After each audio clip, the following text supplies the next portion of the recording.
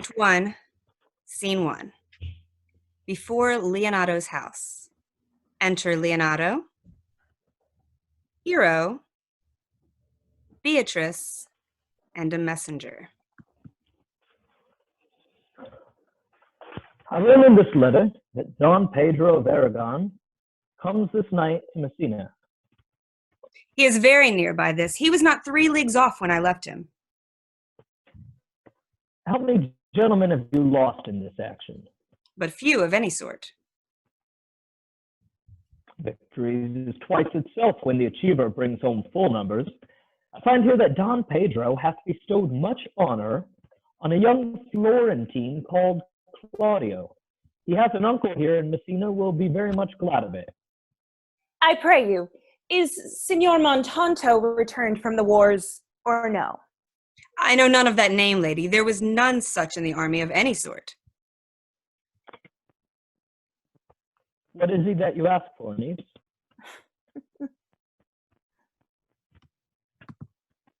Niece, what is he that you ask for? Signor Benedict of Padua.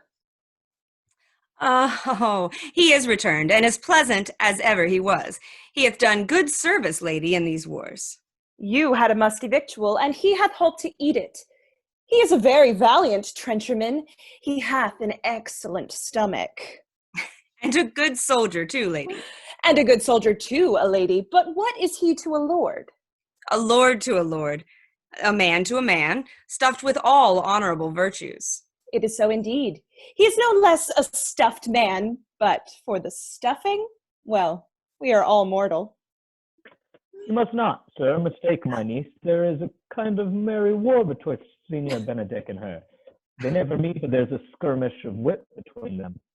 Alas, he gets nothing by that. In our last conflict, 4 of his 5 wits went halting off. Now is the whole land governed with 1. Who is his companion now?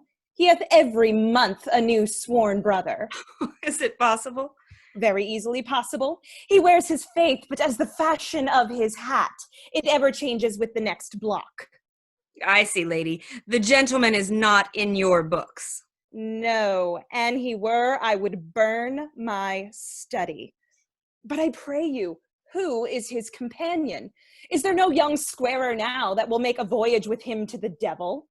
He is most in the company of the right noble Claudio. Oh, Lord, he will hang upon him like a disease. He is sooner caught than the pestilence, and the taker runs presently mad. God help the noble Claudio. If he have caught the Benedict, it will cost him £1,000 ere be cured. I will hold friends with you, lady. Do, good friend. Don Pedro is approached. Enter Don Pedro, Don John, Claudio, and Benedict. Good Signor Leonato, you are come to meet your trouble. The fashion of the world is to avoid cost, and you encounter it. Never came trouble to my house in the likeness of your grace. For trouble being gone, comfort should remain. But when you depart from me, sorrow bides and happiness takes his leave. You embrace your charge too willingly. I think this is your daughter? Her mother hath many times told me so. Were you in doubt, sir, that you asked her? Signor Benedict, no. But then, were you a child? You have it full, Benedict. We may guess by this what you are, being a man. Truly, the lady fathers herself. Be happy, lady. You are like an honorable father. If Signor Leonato be her father, she would not have his head on her shoulders for all Messina, as like him as she is. I wonder that you will still be talking, Signor Benedict. Nobody marks you. What, my dear Lady Disdain, are you yet living? Is it possible Disdain should die when she hath such meat food to feed it as Signor Benedict? Courtesy itself must convert to disdain if you come in her presence. Then courtesy a turncoat, but it is certain I am loved of all ladies, only you excepted. And I would I could find it if I had not hard heart, for truly I... A dear happiness to women. They would have else been troubled with a pernicious suitor. I thank God and my cold blood I am of your humor for that. I had rather hear my dog bark at a crow than a man swear he loves me. God keep your ladyship still in that mind. So some gentleman or other shall scape a predestinate scratched face. Scratching could not make it worse, and 'twere such a face as yours were. Well, you are a rare parent teacher. A bird of my tongue is better than a beast of yours.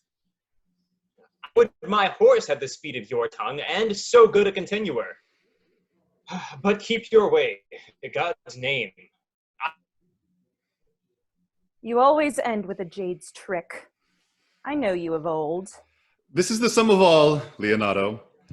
Signor Claudio, Signor Benedict, my dear friend Leonardo hath invited you all. I tell him we shall stay here at least a month, and he heartily prays some occasion may detain us longer. I dare swear, he is no hypocrite, but prays from his heart. Well, if you swear, my lord, you shall not be forsworn. Let me bid you welcome, my lord. Being reconciled to the prince, your brother, I owe you all duty. I thank you. I'm not of many words, but I thank you. Either your grace, lead on. Your hand, Leonardo. We will go together.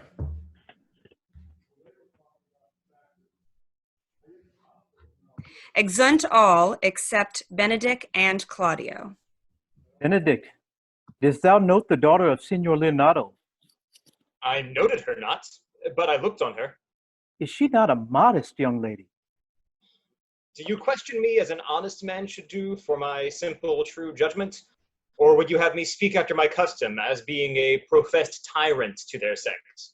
No, I pray thee speak in sober judgment. Why, faith, methinks she's too low for a high praise, too brown for a fair praise, and too little for a great praise. Only this commendation I can afford her, that were she other than she is, she were unhandsome, and being no other but as she is, I do not like her. Thou thinkest I am in sport. I pray thee, tell me truly how thou likest her. In mine eyes, she is the sweetest lady that I ever looked on. I can see yet without spectacles, and I see no such matter. There's her cousin, and she were not possessed with a fury, exceeds her as much in beauty as the 1st of May doth the last of December. But I hope you have no intent to turn husband, you?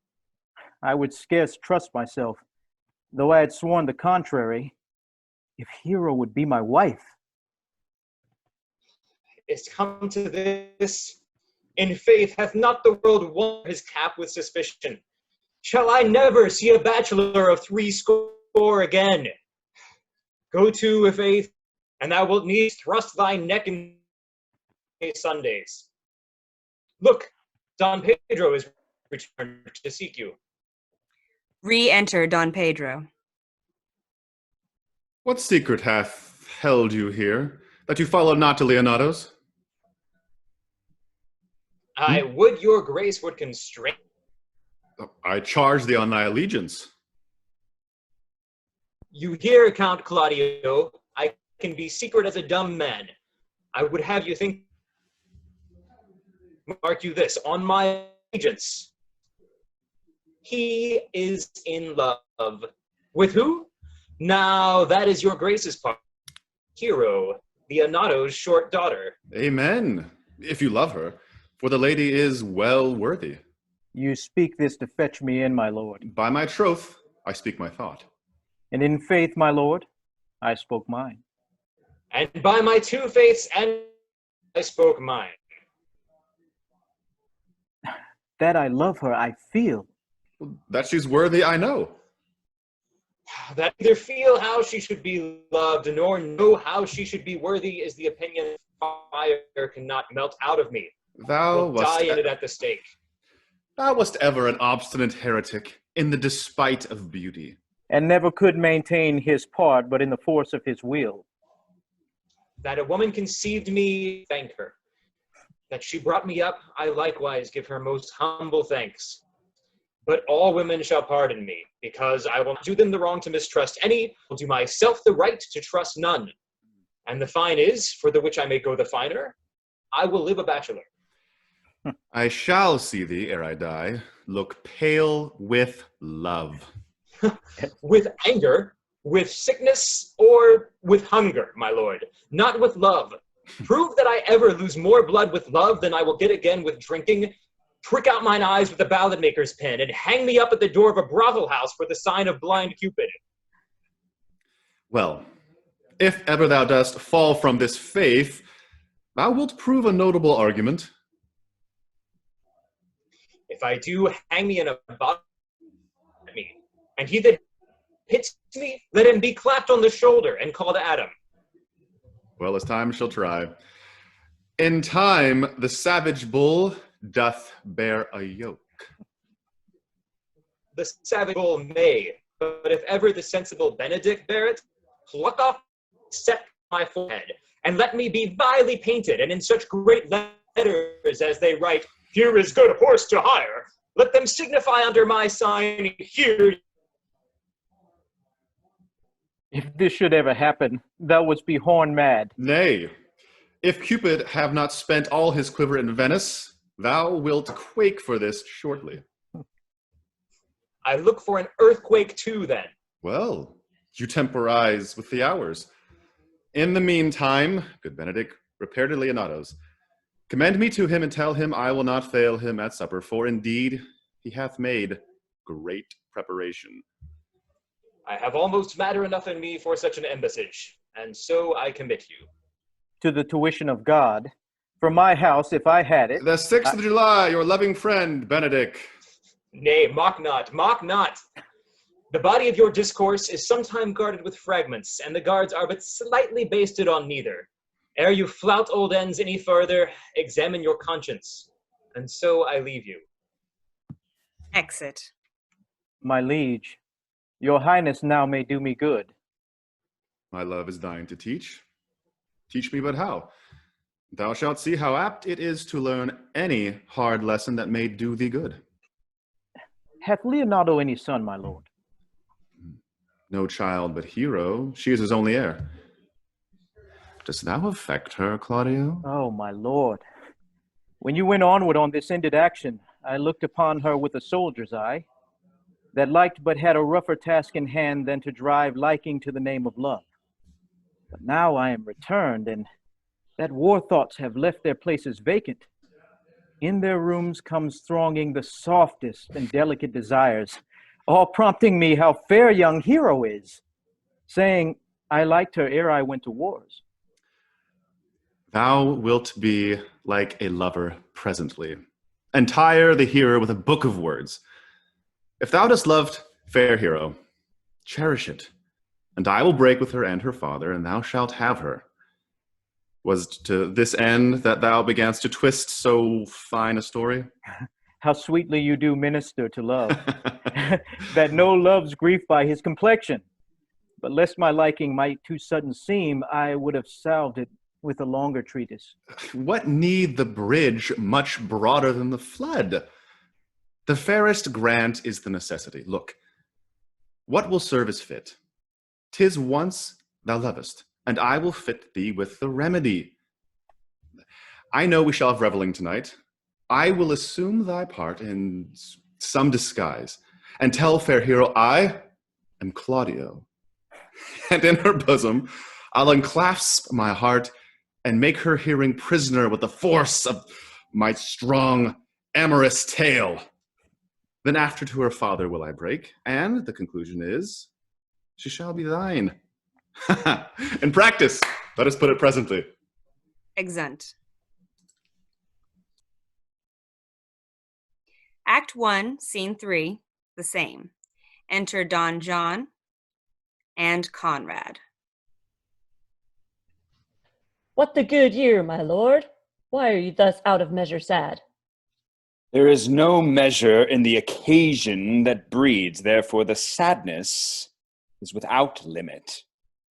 You should hear reason. And when I have heard it, what blessing brings it? If not a present remedy, at least a patient's sufferance. I cannot hide what I am.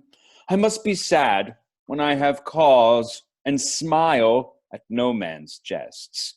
Eat when I have stomach, and wait for no man's leisure. Sleep when I am drowsy, and tend on no man's business. Laugh when I am merry, and claw no man in his humor.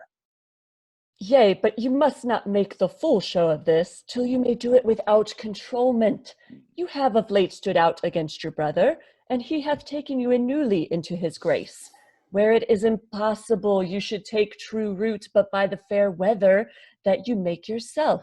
It is needful that you frame the season for your own harvest. I had rather be a canker in a hedge than a rose in his grace, and it better fits my blood to be disdained of all than to fashion a carriage to rob love from any. In this, though I cannot be said to be a flattering honest man, it must not be denied, but I am a plain dealing villain. I am trusted with a muzzle and enfranchised with a clog. Therefore, I have decreed not to sing in my cage.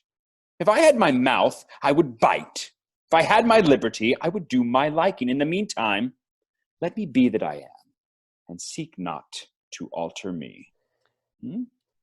Can you make no use of your discontent? I make all use of it, for I use it only. Who comes here? Enter Who comes Berat- here? What news, Horatio? Oh, I came yonder from a great supper. The prince, your brother, is royally entertained by Leonato, and I can give you intelligence of an intended marriage. Will it serve for any model to build mischief on? What is he for a fool that betroths himself to unquietness? Mary, it is your brother's right hand. Who? The most exquisite Claudio? Even he.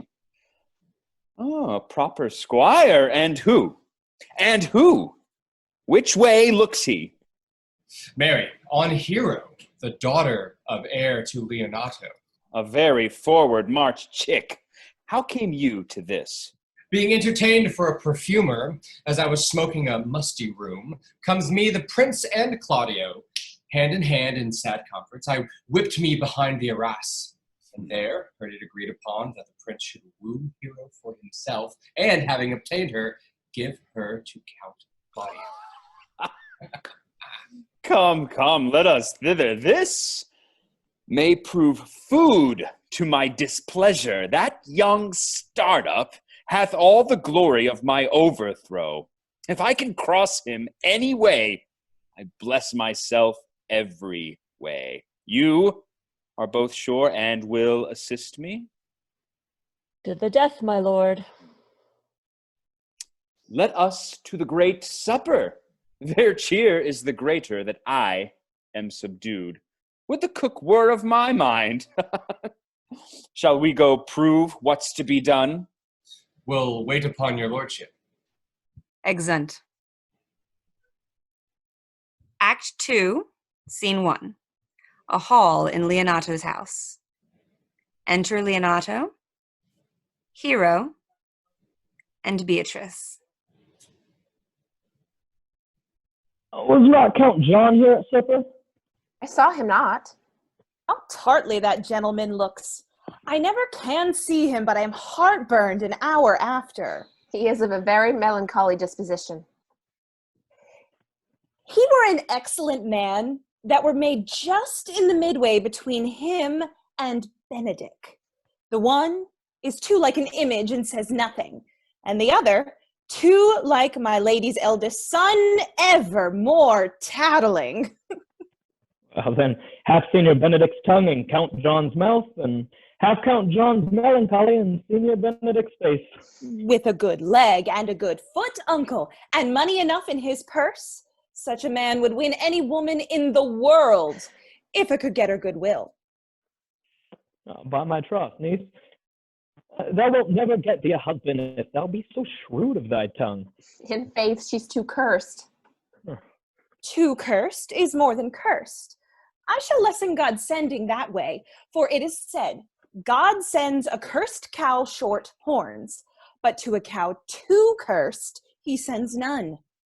So, by being too cursed, God will send you no horns? Just, if he send me no husband, for the which blessing I am at him upon my knees every morning and evening. Lord, I could not endure a husband with a beard on his face. I had rather lie in the woolen. You may light on a husband that hath no beard. What should I do with him? He that hath a beard is more than a youth, and he that hath no beard is less than a man. And he that is more than a youth is not for me, and he that is less than a man, I am not for him. Therefore, I will even take 6 pence in earnest of the bear ward, and lead his apes into hell. Well, hero, I trust you will be ruled by your father at least. Yes, faith. It is my cousin's duty to make curtsy and say, Father, as it please you. But yet for all that, cousin, let him be a handsome fellow, or else make another curtsy and say, Father, as it please me. Well, niece, I hope to see you one day fitted with a husband. Not till God make men of some other metal than earth. Would it not grieve a woman to be overmastered with a piece of valiant dust, to make an account of her life to a clod of wayward marl? No, uncle, I'll none. Adam's sons are my brethren, and truly I hold it a sin to match in my kindred. The revelers are coming. Make good room. All put on their masks. Enter Don Pedro, Claudio, Benedict, Don John, Horatio, and Margaret. Lady, will you walk about with your friend? Will you walk softly and look sweetly and say nothing? I am yours for the walk, and especially when I walk away. With me in your company? I may say so, when I please. And when please you to say so? When I like your favor, for God defend the lute should be like the case. My visor is Philemon's roof, within divinity. Why then your visor should be thatched? Speak slow, if you speak of love. Drawing her aside, exeunt Don Pedro, Hero, and Claudio. Well, I would you did like me. But would not I for your own sake, for I have many ill qualities. Which is one? I say my prayers aloud. I love you the better. The hearers may cry, Amen!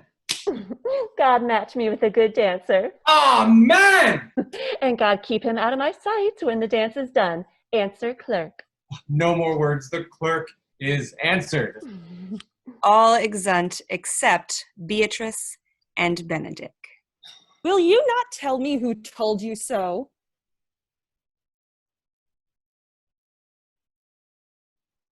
Nor will you not tell me who you are? Not now?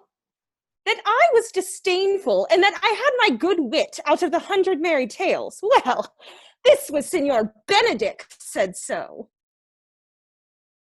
What's he? I'm sure you know him well enough. Not I, believe me. Did he never make you laugh? I pray you, what is he? Why, he is the prince's jester, a very dull fool. Only his gift is in devising impossible slanders. None but the libertines delight in him, and the commendation is not in his wit, but in his villainy.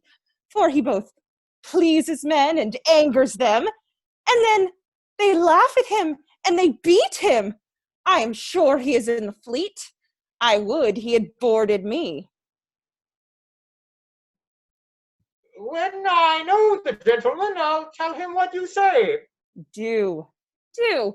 He'll but break a comparison or two on me, which, peradventure, not marked or not laughed at, strikes him into a melancholy. And then there's a partridge wing saved, for the fool will eat no supper that night. Music. We must follow the leaders. In every good thing. Nay, if they lead to any will, I will leave them at the next turning. Dance. They exit.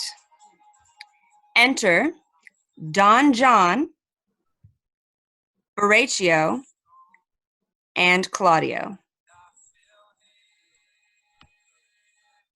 Sure, my brother is amorous on Hero, and hath withdrawn her father to break with him about it. The ladies follow her, and but one visor remains.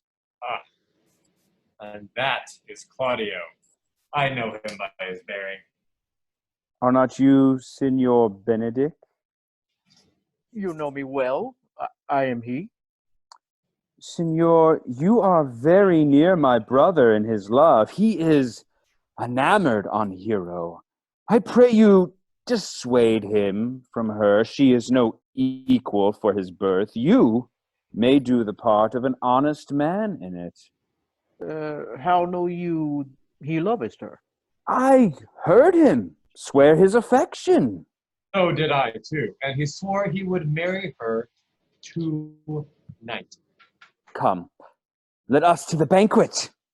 Exeunt Don John and Horatio. This I answer in the name of Benedict. But hear these ill news with the ears of Claudio. 'Tis certain so the prince is woo for himself. Friendship is constant in all things, save in the office of affairs of love. Therefore, all hearts in love use their own tongues. Let every eye negotiate for itself, and trust no agent. For beauty is a witch against those charms faith melted into blood. This is an accident of hourly proof, which I mistrusted not. Farewell, therefore, Hero. Re-enter Benedict. Come, Claudio? Yeah, the same. Come, will you go with me? Whither? Even to the next willow, about your own business, County. What fashion will you wear the garland of? About your neck like an usurer's chain, or under your arm like a lieutenant's scarf? You must wear it one way, for the prince hath got your hero. I wish him joy of her. Why, that's spoken like an honest drovier. So they sell bullocks. But did you think the prince would have I served pray you you thus? leave me. Oh, now you strike the blind man. 'Twas the boy that stole your meat, and you'll beat the post. If it will not be, I will leave you. Exit. Alas, poor hurt fowl.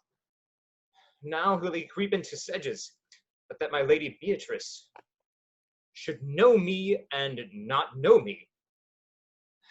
The prince is fool. Ha! It may be I go under that title because I am merry. Yea, but so I am apt to do myself wrong. I am not so reputed. It is the base, though bitter disposition of Beatrice that puts the world into her person and so gives me out. Well, I'll be revenged as I may. Re-enter Don Pedro. Signor, where's the Count? Do you see him? Troth, my lord, I have played the part of Lady Fame.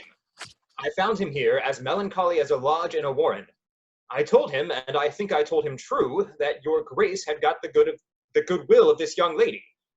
And I offered him my company to a willow tree, either to make him a garland, or as being forsaken, or to bind him up a rod as being worthy to be whipped. To be whipped? What's his fault? The flat transgression of a schoolboy, who, being overjoyed with finding a bird's nest, shows it his companion, and he steals it. Wilt thou make a trust to transgression? The transgression is the stealer. Yet it had not been amiss the rod had been made, and the garland too. For the garland he might have worn himself, and the rod he might have bestowed on you, who, as I take it, have stolen his bird's nest. I will but teach them to sing, and restore them to the owner. If their singing answer your saying, by my faith you say honestly. The Lady Beatrice hath a quarrel to you? The gentleman that danced with her told her she is much wronged by misused you. me past the endurance of a block. An oak with one green leaf on it would have answered her. My very visor began to assume life and scold with her. She told me, not thinking I had been myself, that I was the prince's jester, that I was duller than a great thaw, huddling jest upon jest with such impossible conveyance upon me that I stood like a man at a mark, with a whole army shooting at me. She speaks poniards, and every word stabs. If her breath were as terrible as her terminations, there were no living near her. She would infect to the North Star. I would not marry her, though she were endowed with all that Adam had let him before he transgressed. Look, here she comes. Will your grace command me any service to the world's end? I will go on the slightest errand now to the Antipodes that you can devise to send me on. I will fetch you a toothpicker now from the furthest edge of Asia, bring you the length of Prester John's foot, fetch you a hair off the great Cham's beard, do you any embassage to the Pygmies, rather than hold 3 words conference with this harpy. You have no employment for me? None, but to desire your good company. Oh God, sir, here's a dish I love not. I cannot endure my lady tongue. Come, lady, come! You have lost the heart of Senior Benedict. Indeed, my lord.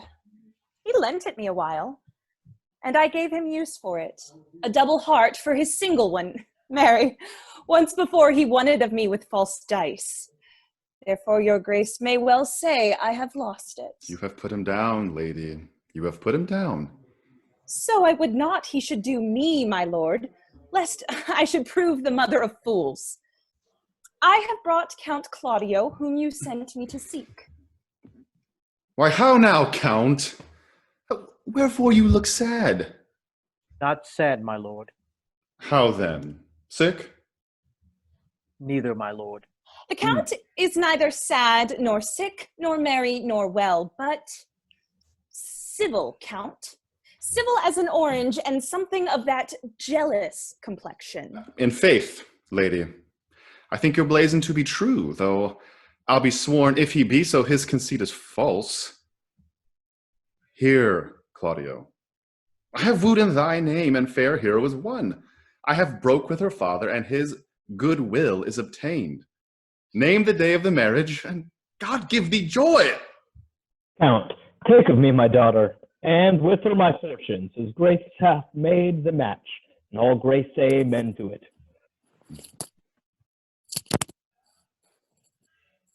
Speak, Count, 'tis your cue. Silence is the perfectest herald of joy. I were but little happy if I could say how much. Lady, as you are mine, I am yours.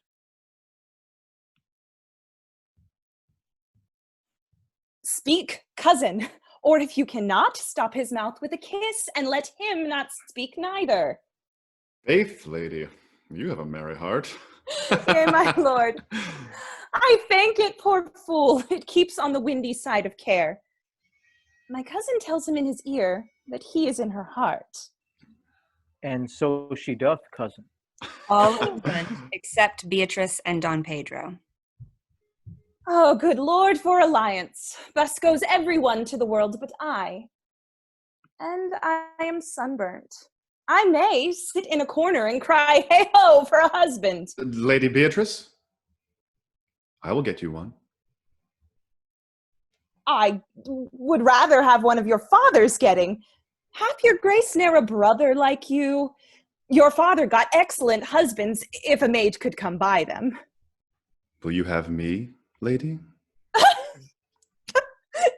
No, my lord, unless I might have another for working days. Your grace is too costly to wear every day. But I beseech your grace, pardon me.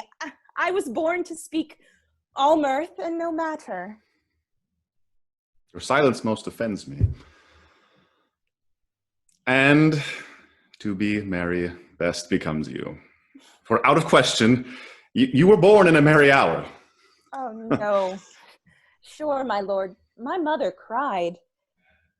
But then there was a star danced, and under that I was born. Enter Leonardo. Niece, will you look to those things I told you of? I cry you mercy, uncle. By your grace's pardon. Exit.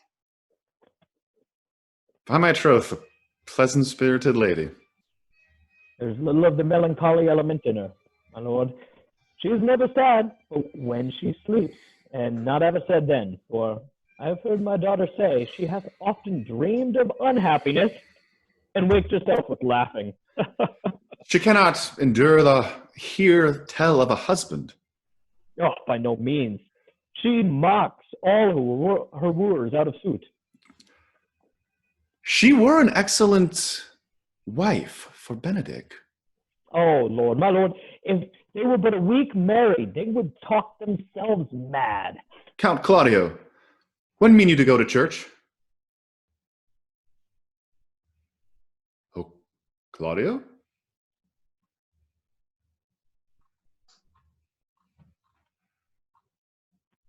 Where did he go?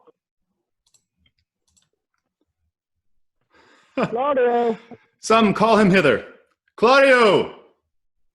Claudio, where art thou?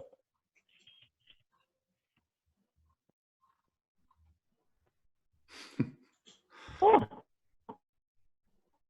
I assume it's not Monday, which is hence just a 7 night and a time too brief, too, to have all things answer my mind. I can't control it. Well, where'er he is, I warrant, Claudio, the time shall not go dully by us. Ah, Claudio! Happy to see you returned. I warrant thee, Claudio, the time shall not go dully by us. I will in the interim undertake one of Hercules' labors, which is to bring Signor Benedict and the Lady Beatrice into a mountain of affection, the one with the other. I would fain have it a match, and I doubt not but fashion it. If you three will but minister some assistance, as I shall give you direction. Well, my lord, I'm for you, though it cost me 10 nights watching. And I, my lord. And you too, gentle hero. I will do any modest office, my lord, to help my cousin to a good husband. I will teach you how to humor your cousin, that she shall fall in love with Benedict. And I, with your 2 helps, will so practice on Benedict that in despite of his quick wit and his queasy stomach, he shall fall in love with Beatrice. If we can do this, Cupid is no longer an archer. His glory shall be ours, for we are the only love gods. Go with me, and I will tell you my drift. Exeunt.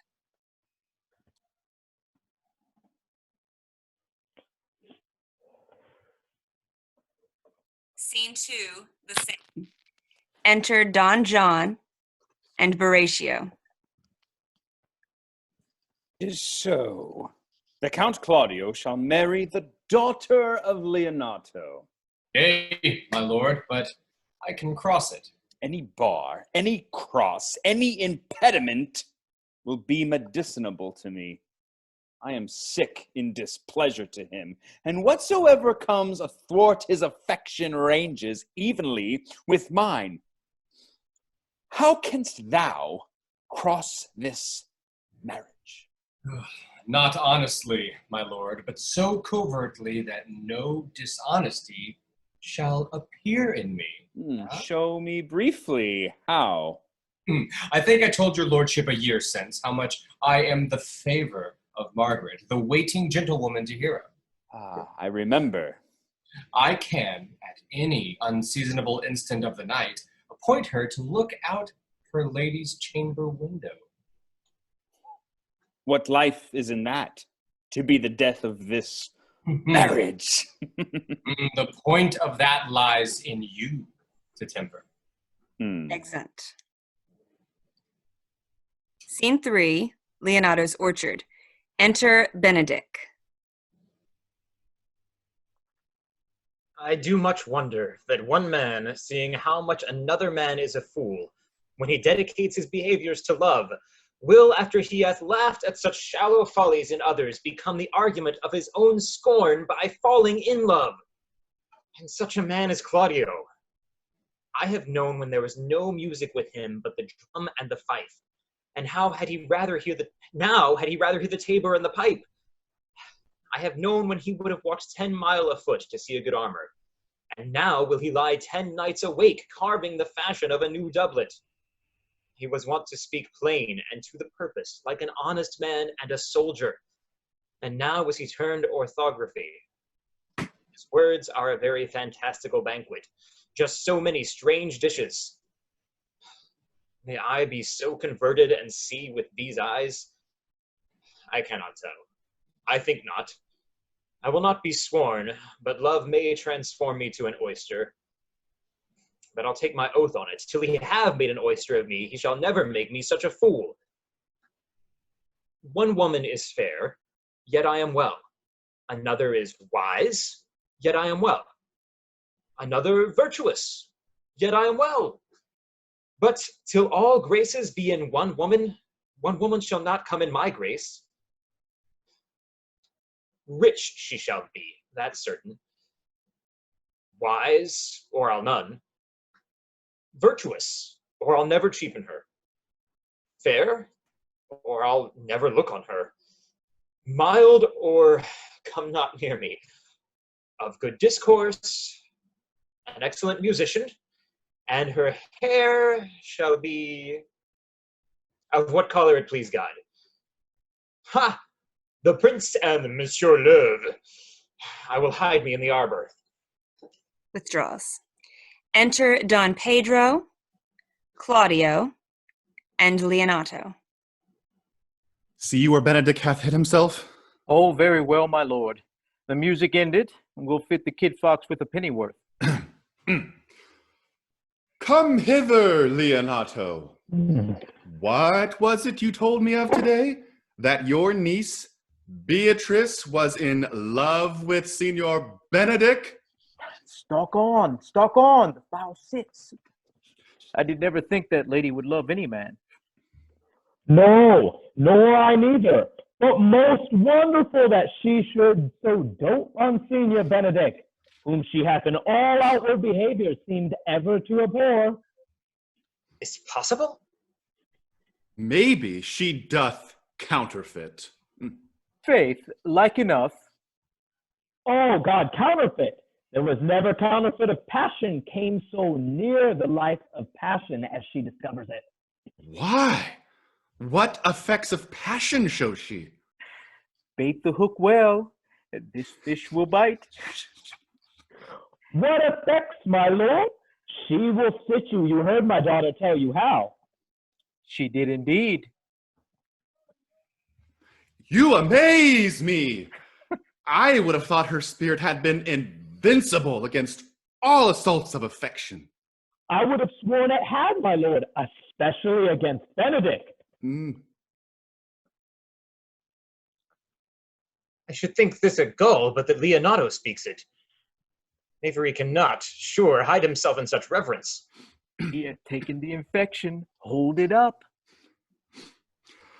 Hath she made her affection known to Benedict? No, and swears she never will. That's her torment, for she'll be up 20 times a night. And there will she sit in her slot till she hath writ a sheet of paper. My daughter tells us all. Oh, she tore the paper into 1,000 halfpence, wailed at herself that she should be so immodest to write to one that she knew would flout her. Then down upon her knees she falls, weeps, sobs, beats her heart, tears her hair, prays, curses. Oh, sweet Benedict, give me patience. She doth indeed. My daughter says so. It is very true. Oh, it were good that Benedict knew of it. To what end? He would make but a sport of it and torment the poor lady worse. She's an excellent, sweet lady, and out of all suspicion, she is virtuous. And she is exceeding wise. And everything but loving Benedict. I would she had bestowed this dotage on me. I would have daffed all other respects and made her half myself. I pray you tell Benedict of it and hear what he'll say. For a good, think you? Hero thinks surely she will die. She says she will die if he loves her not, and she will die ere she makes her love known. And she will die if he woo her. If she would make tender of her love, 'tis very possible he'll scorn it. For the man, as you all know, hath a contemptible spirit. He is a very proper man. He hath indeed good outward happiness. Before God, and in my mind, very wise. He doth indeed show some sparks that are like wit. And I take him to be valiant. In the managing of quarrels, you may say he is wise, for either he avoids them with great discretion or undertakes them with most Christian-like fear. Well, I'm sorry for your niece. Shall we go seek Benedict and tell him of her love? Never tell him, my lord. Let her wear it out with good counsel. Nay, that's impossible. She may wear her heart out first. I love Benedict well, and I wish he would modestly examine himself and see how much he is unworthy of so good a lady. My lord, will you walk? Dinner is ready. If he do not dote her on upon this, I will never trust my expectation. Let there be the same net spread for her, and that must your daughter and her gentlewoman carry. Let us send for Beatrice and have him call him to dinner. Exeunt Don Pedro, Claudio, and Leonato. This can be no trick. The conference was sadly born. They have the truth of this from Hero. They seem to pity the lady. It seems her affections have their full bent. Love me? Why, it must be requited. I hear how I am censured. They say I will bear myself proudly if I perceive the love come from her. They say, too, that she will rather die than give any sign of affection. I did never think to marry. I must not seem proud. Happy are they that hear their detractions and can put them to mending. They say the lady is fair. 'Tis a truth, I can bear them witness. And virtuous. 'Tis so, I cannot reprove it. And wise. But for loving me. By my troth, it is no addition to her wit, nor no great argument of her folly, for I will be horribly in love with her. I may chance to have some odd quirks and remnants of wit broken on me, because I have so long against marriage, but doth not the appetite alter? A man loves the meat in his youth that he cannot endure in his old age, and sentences and these paper bullets of the brain awe a man from the career of his humor? No, the world must be peopled. When I said I would die a bachelor, I did not think I should live till I were married. Here comes Beatrice. By this day, she's a fair lady. I do spy some marks of love in her. Enter Beatrice. Against my will, I am sent to bid you come in to dinner. Fair Beatrice, I thank you for your pains. I took no more pains for those thanks than you take pains to thank me. If it had been painful, I would not have come. You take pleasure then in the message? Yea, just so much as you may take upon a knife's point. You have no stomach, signor. Fare you well. Exit. Ha! Against my will, I am sent to bid you come in to dinner. There's a double meaning in that. Exit. Act 3, Scene 1. Leonato's garden.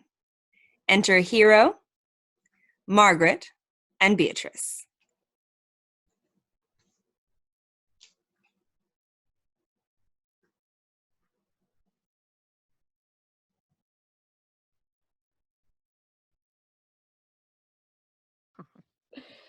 But are you sure that Benedict loves Beatrice so entirely? So says the prince and my betrothed lord. And did they bid you to tell her of it, madam?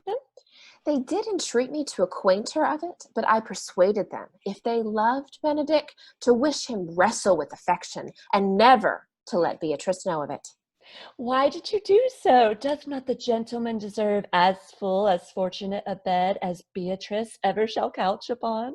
Oh, God of love, I know he doth deserve as much as may be yielded to a man, but nature never framed a woman's heart of prouder stuff than that of Beatrice. Disdain and scorn ride sparkling in her eyes, misprizing what they look on, and her wit values itself so highly that to her all matter else seems weak. She cannot love. Yet tell her of it. Hear what she will say. No, rather I will go to Benedick and counsel him to fight against his passion. Oh, do not do your cousin such a wrong. She cannot be so much without true judgment, having so swift and excellent a wit as she is prized to have, as to refuse so rare a gentleman as Signor Benedick. He is the only man of Italy, always excepted my dear Claudio. I pray you be not angry with me, madam, speaking my fancy.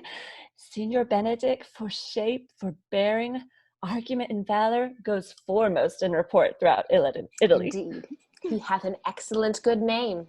His excellence did earn it, ere he had it. When are you married, madam? Why, every day. Tomorrow. Come, go in. She's limed, I warrant you. We have caught her, madam. If it proves so, then loving goes by haps. Some Cupid kills with arrows, some with traps. Exeunt Hero and Margaret.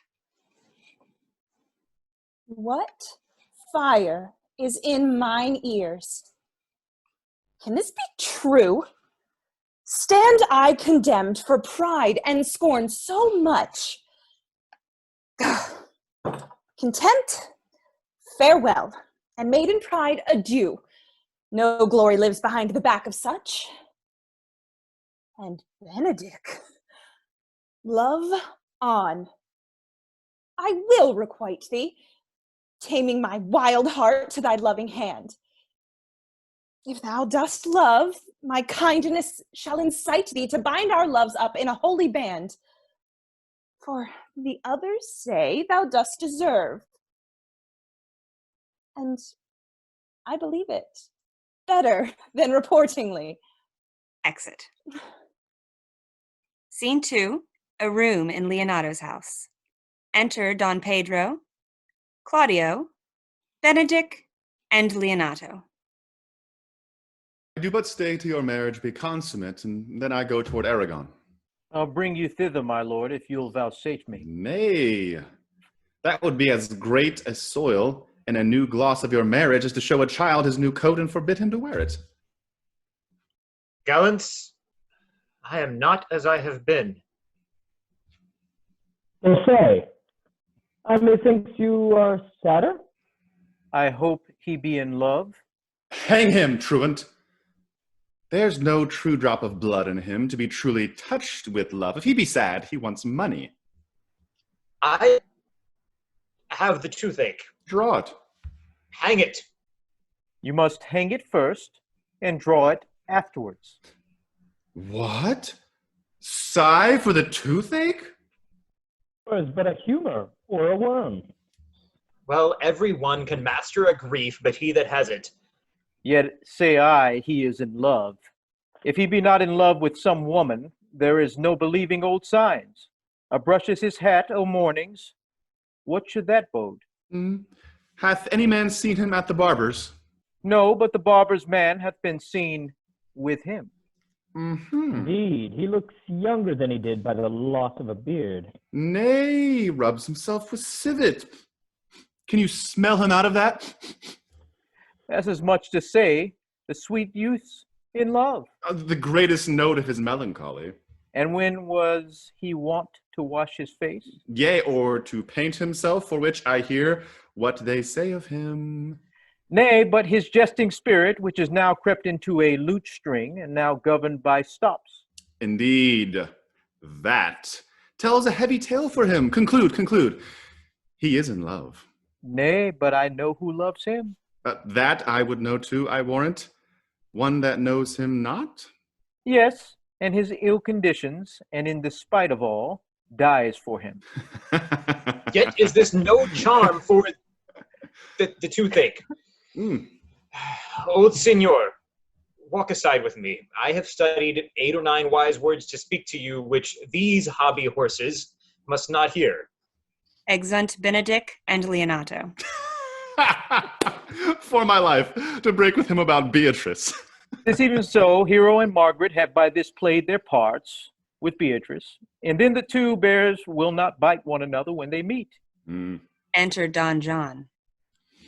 My lord and brother, God save you. Good end, brother. If your leisure served, I would speak with you. In private? If it please you. Yet Count Claudio may hear, for what I would speak of concerns him. What's the matter? Means your lordship to be married tomorrow? You know he does. I know not that, when he knows what I know. If there be any impediment, I pray you discover it. You may think I love you not. Let that appear hereafter, and aim better at me. By that I now will manifest. For my brother, I think he holds you well, and in dearness of heart hath hoped to effect your ensuing marriage. Surely suit ill spent and labor ill bestowed. Why? What's the matter? I came hither to tell you, and circumstances shortened, for she has been too long a talking of. The lady is disloyal. Who, Hero? Even she, Leonato's hero, your hero, every man's hero. Disloyal? The word is too good to paint out her wickedness. I could say she were worse. Think you of a worse title, and I will fit her to it. Wonder not till further warrant, but go with me tonight. You shall see her chamber window entered, even the night before her wedding day. If you love her then, tomorrow wed her. But it would be better fit your honor to change your mind. May this be so? I will not think it. If you dare not trust that you see, confess not that you know. If you will, follow me, I will show you enough. And when you have seen more and heard more, proceed accordingly. If I see anything tonight, why I should not marry her tomorrow in the congregation where I should wed, there will I shame her. And as I wooed for thee to obtain her, I will join with thee to disgrace her. I will disparage her no farther, till you are my witnesses. Bear it coldly, but till midnight, and let the issue show itself. Day untowardly turned. Oh, mischief, strangely thwarted. Oh, plague, right well prevented. So will you say when you have seen the sequel.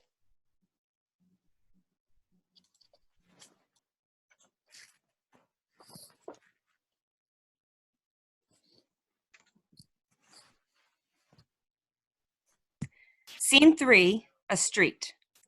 Enter Verges and Dogberry with the watch.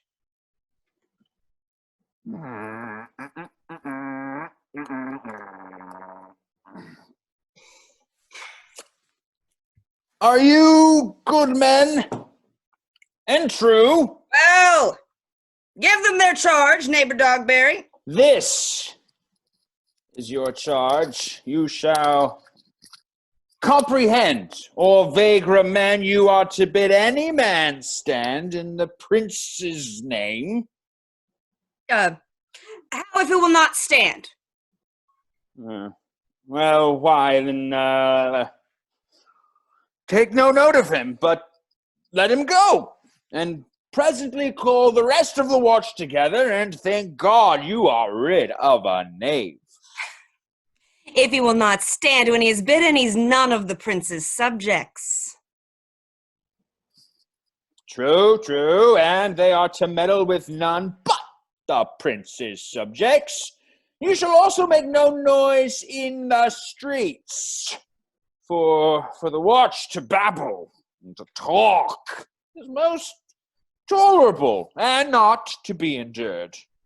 We will rather sleep than talk. We know what belongs to a watch. Why, you speak like an ancient and most quiet watchman, for I cannot see how sleeping should offend. Only have a care that your bills be not stolen.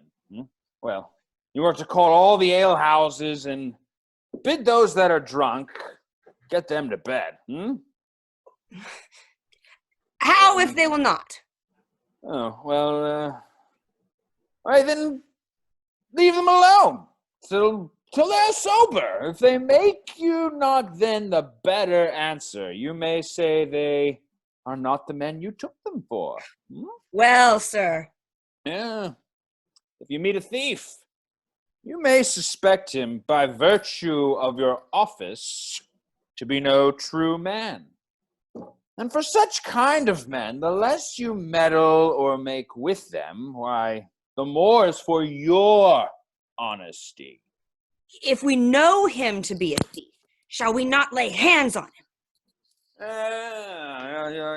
Truly, by your office, you may. But I think they that touch pitch will be defiled. The most peaceable way for you, if you do take a thief, is to let him show himself what he is and steal out of your company. You have always been called a merciful man, partner. Well, truly, I would not hang a dog by my will, much more a man who hath any honesty in him. If you hear a child cry in the night, you must call to the nurse and bid her still it. How if the nurse be asleep and will not hear us? Oh. Why then, depart in peace and let the child wake. Wake her with crying. For the ewe that will not hear her lamb when it bays will never answer a calf when he bleats. 'Tis very true. This is the end of the charge. You, constable, are to present the prince's own person. If you meet the prince in the night, you may stay him.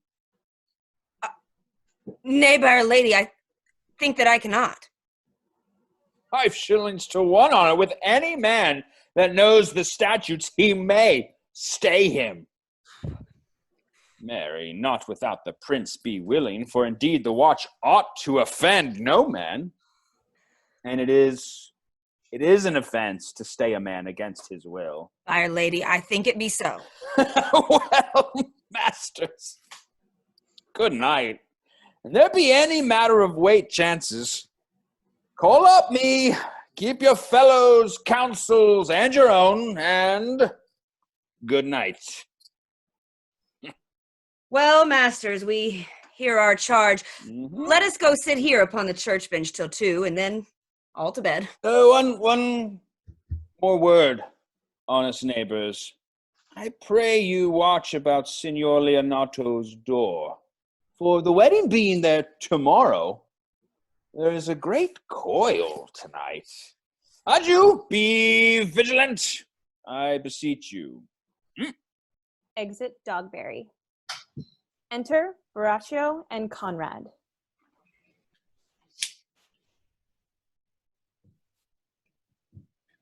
What, Conrad? Peace. Stir not. Conrad, I said. Here, man, I'm at thy elbow. My mass and my elbow itched. I thought there would a scab to follow. I will owe thee an answer for that. And now forward that with thy tale. Stand thee close then under this penthouse. For it drizzles rain, and I will, like a true drunkard, utter all to thee. Some treasons, masters, yet stand close. And therefore, know I have earned of Don John 1,000 ducats. Is it possible that any villainy should be so dear? Oh, thou shouldst rather ask if it were possible any villainy should be so rich. For when rich villains have need of poor ones make what price they want. I wonder at it. That shows thou art unconfirmed. Thou notes that the fashion of the doublet and the hat or the cloak is nothing to a man. Yes, it is apparel. No, I mean the fashion. Yes, the fashion is the fashion. Tush! I may as well say the fool's the fool, but seest thou not what a deformed thief this fashion is? I mean, come on. Know that, deformed, has been a vile thief these 7 years, goes up and down like a gentleman. I remember his name. Dost thou hear anybody? No, it was the vein on the house. Seest thou not, I say, what a deformed thief this fashion is? How giddily it turns that about all the hot bloods between 14 and 5 and 30? All this I see, and I see that the fashion wears out more apparel than the man. But art not thou thyself giddy with the fashion too, that thou hast shifted out of thy tale into telling me of the fashion? Not so. Neither. Neither. But know that I have tonight wooed Margaret, the lady hero's gentlewoman, by the name of Hero. She leans me out at her mistress's chamber window, bids me 1,000 times good night. I tell this tale vilely. I should first tell thee how the prince, Claudio, and my master, planted and placed and possessed by my master, Don John, saw afar off in the orchard this amiable encounter. And thought they Margaret was Hero? 2 of them did, the prince and Claudio. But the devil, my master, knew she was Margaret, and partly by his oaths, which first possessed them, partly by the dark night, which did deceive them, but chiefly by my villainy, which did confirm any slander that Don John had made. Away went Claudio, enraged, swore he would meet her, as he was appointed, next morning at the temple, and there, for the whole congregation, shame her with what he saw or night, and send her home again without a husband. We charge you in the prince's name, stand! Call up the right master constable. We have here recovered the most dangerous piece of lechery that ever was known to the Commonwealth. And one deformed is one of them. I know him. He wears a lock. Masters. You'll be made bring deformed forth, I warrant you. Masters. Never speak. We charge you, let us obey you to go with us. We are like to prove a goodly commodity being taken up of these men's bills. A commodity in question, I warrant you. Come, we'll obey you. Exempt. Scene 4. Inside Hero's apartment. Enter Hero and Margaret.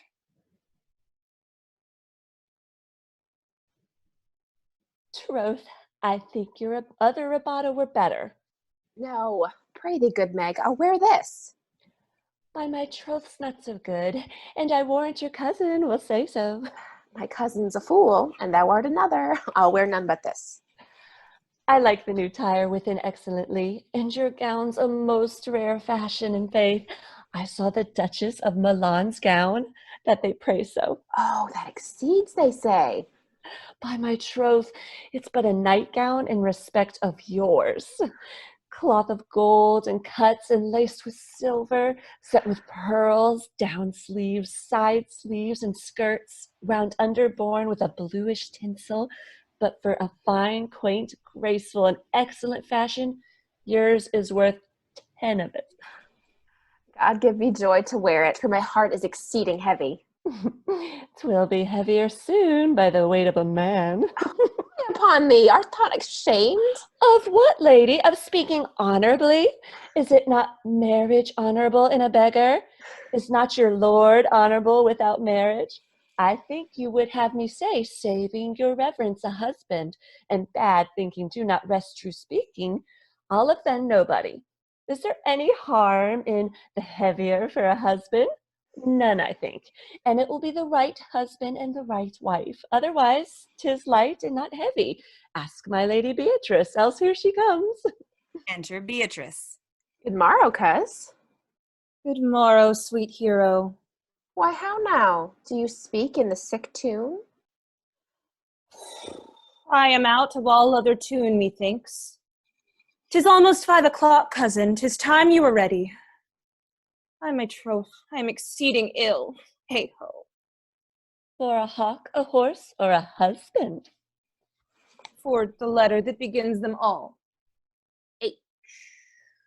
Well, and you be not turned Turk, there's no more sailing by the star. What means the fool, Tro? Nothing, but God send everyone their heart's desire. These gloves the Count sent me, they are an excellent perfume. Oh, I'm stuffed, cousin. I cannot smell. A maid and stuffed. There's goodly catching up cold. Oh, God help me. God help me. How long have you professed apprehension? Even since you left it, doth not my wit become me rarely? It is not seen enough. You should wear it in your cap. By my troth, I am sick. Get you some of this distilled Cardus Benedictus, and lay it to your heart. It is the only thing for a qualm. There thou prickest her with a thistle. Benedictus? Why, Benedictus? Have you some moral in this Benedictus? Moral? No, by my troth, I have no moral meaning. I meant plain holy thistle. You may think, perchance, that I think you are in love. Nay, by Our Lady, I am not such a fool to think what I list, nor I list not to think what I can, nor indeed I cannot think, if I would think my heart out of thinking, that you are in love, or that you will be in love, or that you can be in love. Yet Benedict was such another, and now is he become a man. He swore he would never marry, and yet now, in despite of his heart, he eats his meat without grudging. And how you may be converted I know not, but methinks you look with your eyes as other women do. What pace is this that thy tongue keeps? Not a false gallop. Madam, withdraw. The prince, the count, Senior Benedict, Don John, and all the gallants of the town are come to fetch you to church. Help to dress me, good cuz. Good neg. Exeunt. Scene 5. Another room in Leonato's house. Enter Leonato with Dogberry and Verges. What would you with me, honest neighbor? Marry, sir, I would have some confidence with you that discerns you nearly. Brief, I pray you, for you see it is a busy time with me. Marry, this it is, sir. Yes, in truth it is, sir. Mm-hmm. What is it, my good friends? Goodman Verges, sir, speaks a little off the matter. An old man, sir, and his wits are not so blunt as, God help, I would desire they were, but in faith, honest as the skin between his brows. Yes, I thank God I am as honest as any man living that is an old man, and no honester than I. Comparisons are odorous, palabrous neighbor, Verges. Neighbors, you are tedious. It pleases your worship to say so, but we are the poor duke's officers. But truly, for mine own part, if I were as tedious as a king, I could find it in my heart to bestow it all of your worship. All thy tediousness on me, eh? And 'twere 1,000 pound more than 'tis, for I hear as good exclamation on your worship as of any man in the city. And though I be but a poor man, I am glad to hear it. And so am I. I would fain know what you have to say. Yes, well, Mary. Our watch tonight, accepting your worship's presence, had taken a couple of errant knaves as any in Messina. Good old man, sir. He will be talking, as they say, when the age is in. The wit is out. God help us. It's a world to see. Well said, in faith, neighbor Verges. Well, God's a good man, and two men ride of a horse, one must ride behind.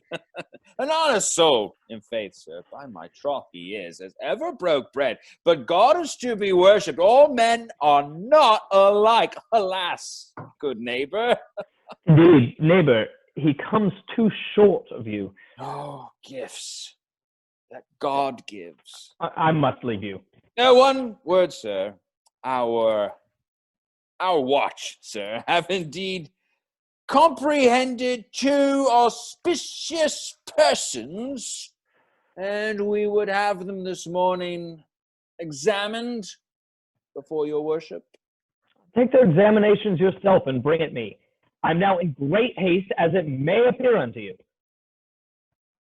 Then it shall be suffigance.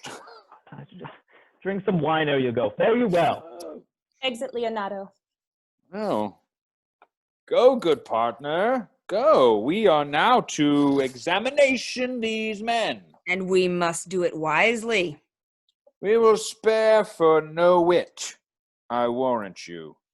Here's that shall drive some of them to a none come, only get the learned writer to set down our excommunication and meet me at the jail. Exit. Act 4. Scene 1. A church.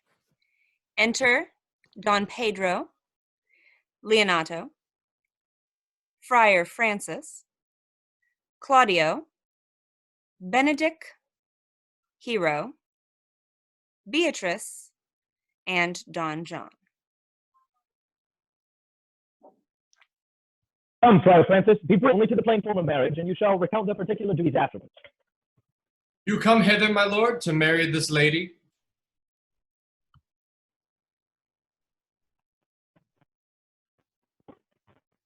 Do you come hither, my lord, to marry this lady? No. Oh, to be married to her, Friar. You came to marry her. Lady, you come hither to be married to this count. I do. If either of you know any inward impediment why you should not be conjoined, charge you on your souls to utter it. Know you any hero? None, my lord. Know you any count? I dare make his answer none. Oh, what men dare do, what men may do, what men daily do, not knowing what they do. Oh, now, interjections? Why, then some be of laughing as ha, he. Stand thee by, friar. Father, by your leave, will you with free and unconstrained soul give me this maid, your daughter? As freely, son, as God did give for me. And what have I to give you back, whose worth may counterpoise this rich and precious gift? Nothing, unless you render her again. Sweet prince, you learn me noble thankfulness. There, Leonato, take her back again. Give not this rotten orange to your friend. She's bet the sign and semblance of her honor. Behold, like a maid she blushes here. Oh, what authority and show of truth can cunning sin cover itself withal? Come not that blood as modest evidence to witness simple virtue? Would you not swear, all you that see her, that she were a maid by these exterior shows? But she is none. What do you mean, my lord? Not to be married, not to knit my soul with an approved wanton. Dear my lord, if you, in your own proof, have vanquished the resistance of her youth and made defeat of her virginity... I know what you would say. If I had known her, you will say she did embrace me as a husband, and so extenuate the forehand sent. No, Leonato, I never tempted her with word too large, but as a brother to his sister, showed bashful sincerity and comely love. And seemed I ever otherwise to you? Out on thee, seeming? I will write against it. You seem to me as Diane and her orb, as chaste as it is the bud ere it be blown. but you are more intemperate in your blood than Venus, or those pampered animals that rage in savage sensuality. Is my lord well, that he that speaks so wide? Sweet prince, why speak not you? What should I speak? I stand dishonored that have gone about to link my dear friend to a common stale. Are these things spoken, or do I but dream? Sir, they are spoken, and these things are true. This looks not like a nuptial. True, oh God. Leonato, stand I here? Is this the prince? Is this the prince's brother? Is this the face of heroes? Or our eyes our own? All this is so, but what of this, my lord? Let me but move one question to your daughter, and by that fatherly and kindly power that you have in her, bid her answer truthfully. I charge thee do so, as thou art my child. Oh God, defend me. How am I beset? What kind of catechizing call you this? To make you answer truly to your name. Is it not Hero? Who can blot that name with any just reproach? Marry, that can Hero. Hero itself can blot out Hero's virtue. What man was he talked with you yesternight, out at your window, betwixt 12 and 1? Now, if you are a maid, answer me this. I talked with no man at that hour, my lord. Why then you are no maiden. Leonardo, I am sorry you must hear this. Upon my honor, myself, my brother, and this grieved count did see her, hear her, at that hour last night, talk with the ruffian at her chamber window, who hath indeed, like a most liberal villain, confessed the vile encounters they have had 1,000 times in secret.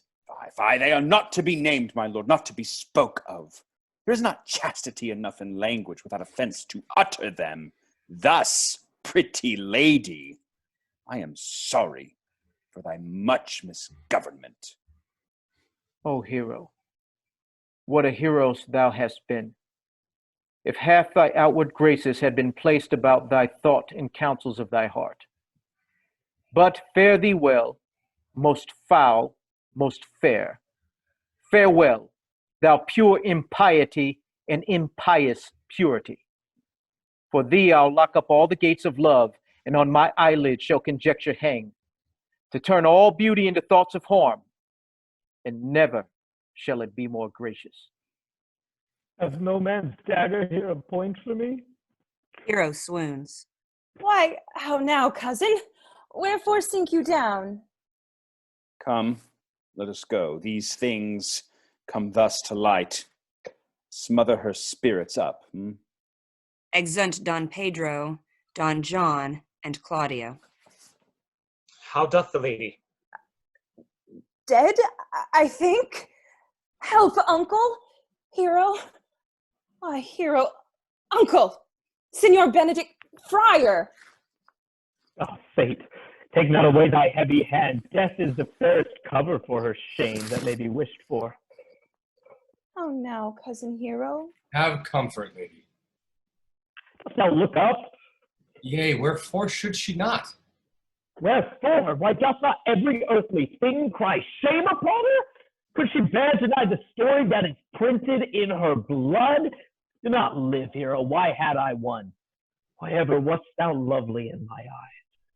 Why had I not that charitable hand took up a beggar's issue at my gates, who smirched us and mired with infamy? I might have said no part of it is mine. Oh, this shame derives itself from unknown loins. Mine, and mine I loved, and mine I praised, and mine that I was proud on. Mine so much that I myself was to myself not mine. Oh, valuing of her, why she has fallen into a pit of ink, that the wide sea hath drops too few to wash her clean again, and salt too little, which may season give to her foul tainted flesh. Sir, be patient. For my part, I am so attired in wonder I know not what to say. On my soul, my cousin is belied. Lady, were you her bedfellow last night? No, truly not. Although until last night, I have this 12-month been her bedfellow. Confirmed, confirmed, though that is stronger made, which was before barred up with ribs of iron. Would the two princes lie, and Claudio lie, who loved her so, that speaking of her foulness, washed it with tears? Hence from her, let her die. Hear me a little, for I have been silent so long, and given way unto this course of fortune. By noting of the lady, I have marked 1,000 blushing apparitions to start into her face, 1,000 innocent shames in angel whiteness beat away those blushes. And in her eye there hath appeared fire, to burn the errors that these princes hold against her maiden truth. Call me a fool. Trust not my reading nor my observations, trust not my age, my reverence, calling nor divinity, if this sweet lady lie, not guiltless here, under some biting error. Friar, it cannot be. Lady, what man is he you are accused of? I know that to accuse me, I know none. If I know more of any man alive than that which maiden modesty doth warrant, let all my sins lack mercy. O my father, prove you that any man with me conversed at hours unmeet, or that I yesternight maintained the charge of words with any creature, refuse me, hate me, torture me to death. There is some strange misprison in the princes. Two of them have the very bent of honor. And if their wisdoms be misled in this, the practice of it lies in John the Bastard, whose spirits toil in frame of villainies. No, not if they speak but truth of her. These hands shall tear her if they wrong her honor. The proudest of them shall hear of it. Pause a while, and let my counsel sway you in this case. Your daughter here the princes left for dead. Let her be secretly kept in, and publish it that she is dead indeed. Maintain a mourning ostentation, and on your family's old monument hang mournful epitaphs, and do all rites that appertain to burial. What shall become of this? What will this do? Mary, this, well carried, shall on her behalf change slander to remorse. That is some good. But not for that dream I on this strange course, but on this travail look for greater birth. She dying, as it must be so maintained, upon the instant that she was accused, shall be lamented, pitied, and excused of every hearer. For it so falls out that what we have we prize not to the worth whilst we enjoy it, but being lacked and lost, why? Then we rack the value. Then we find the virtue that possession would not show us, whilst it was ours. So will it fare with Claudio. When he shall hear she died upon his words, then shall he mourn, if ever love had interest in his liver, and wish he had not so accused her. Let this be so. And if all aim but this be levelled false, the supposition of the lady's death will quench the wonder of her infamy. And if it sort not well, you may conceal her, as best befits her wounded reputation, in some reclusive and religious life, out of all eyes, tongues, minds, and injuries. Signor Leonardo, let the friar advise you. And though you know my inwardness and love is very much unto the prince and Claudio, yet, by mine honor, I will deal in this as secretly and justly as your soul should with your body. Being that I flow in grief, the smallest twine may... 'Tis well consented. 'Tis well consented. Presently away. For to strange swords, strangely they strain the cure. Come, lady, die to live. This wedding day perhaps is but prolonged. Have patience and endure. Exeunt all but Benedick and Beatrice. Lady Beatrice, have you wept all this while? Yea, and I will weep a while longer. I will not desire that. You have no reason, I do it freely. Do you understand anything's going on? There's some sort of... Surely, I do believe your fair cousin is wronged. How much might the man deserve of me who would right her? Is there any way to show such friendship? A very even way, but no such friend. May a man do it? It is a man's office, but not yours. I do love nothing in the world but thee. Is that not strange? As strange as a thing I know not. It were possible for me to say I loved nothing in the world so well as you. But believe me not. And yet I lie not. I confess nothing, nor I deny nothing. I am sorry for my cousin. By my sword, Beatrice, thou lovest me. Do not swear and eat it. I will swear by it that you love me, and I will make him eat it that says I love not you. Will you not eat your word? With no sauce that can be devised to it, I protest, I love thee. Why, then God forgive me.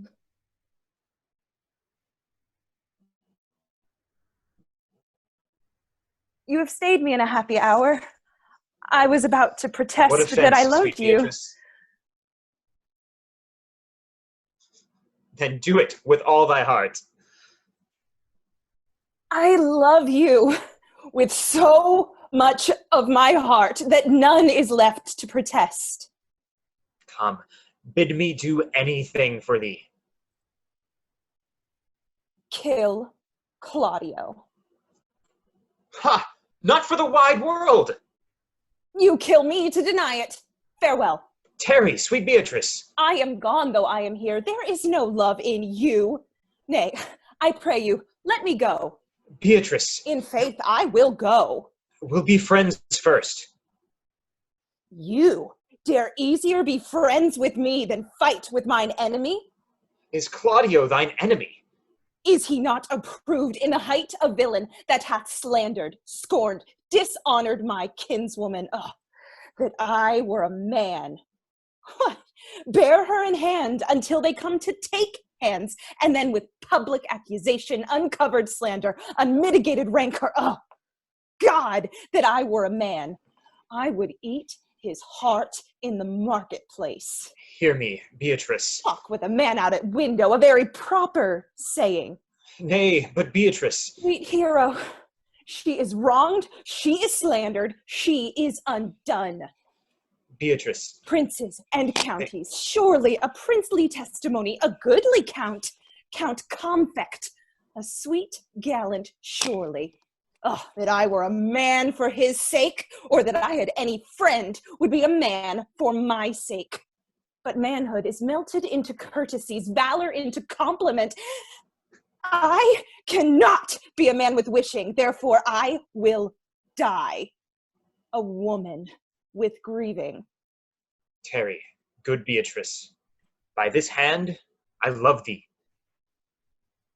Use it for my love some other way than swearing by it. Think you in your soul the Count Claudio hath wronged hero? Yea, as sure as I have a thought or a soul. Enough. I am engaged. I will challenge him. I will kiss your hand, and so I leave you. By this hand, Claudio shall render me a dear account. As you hear of me, so think of me. Go, comfort your cousin. I must say she is dead. And so farewell. Exeunt. Scene 2, a prison. Enter Dogberry, Verges, and Sexton in gowns, with the watch and Conrad and Horatio.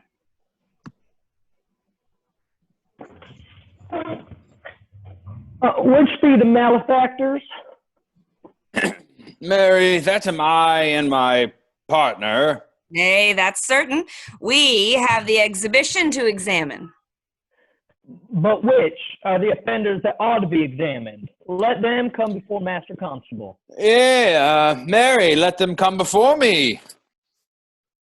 What is your name, friend? Horatio. Pray, write down Horatio. Yours, sir? I am a gentleman, sir, and my name is Conrad. Write down Master Gentleman Conrad. Masters, do you serve God? Yea, sir. Yea, sir, we hope. No. Well, write down that they hope they serve God, and write God first, for God defend. But God should go before such villains. Masters, it is proved already that you are little better than false knaves. It will go near to be thought so shortly. How answer you for yourselves? Marry, sir, we say we are none. A marvelous, witty fellow, I assure you, but I will go about with him. Come you hither, sir, a word in your ear. Sir, I say to you, it is thought you are false knaves. Sir, I say to you, we are none. Well, stand aside. For God, they are both in a tale. Have you writ down that they are none? Master Constable, you go not the way to examine. You must first call forth the watch that are their accusers. Hey, Mary, that's the eftest way. Let the watch come forth. Masters, I charge you in the prince's name, accuse these men. This man, sir, that said that Don John, the prince's brother, was a villain. Write down, Prince John is a villain. Why, this is flat perjury to call the prince's brother a villain. Master Constable. Pray thee, fellow, peace. I do not like thy look, I promise thee. What heard you him say else? Mary, that he had received 1,000 ducats of Don John for accusing the lady hero wrongfully. Flat burglary as ever was committed. Yea, by my mass, that it is. What else follow? And that Count Claudio did mean upon his words to disgrace Hero before the whole assembly and not marry her. Oh, villain, thou wilt be condemned into everlasting redemption for this. What else? This is all. And this is more, masters, than you can deny. Prince John is this morning secretly stolen away. Hero was in this manner accused, in this very manner refused, and upon the grief of this suddenly died. Master Constable, let these men be bound and brought to Leonato's. I will go before and show him their examination. Exit. Yeah. Oh, come, let them be opinion. Come, bind them, thou naughty varlet. Away! You are an ass! You are an ass! Dost thou not suspect my place? Dost thou not suspect my years? Oh, that he were here to write me down an ass. But masters, remember that I am an ass. Though it be not written down, yet forget not that I am an ass. No, thou villain, thou art full of piety, as shall be proved upon thee by good witness.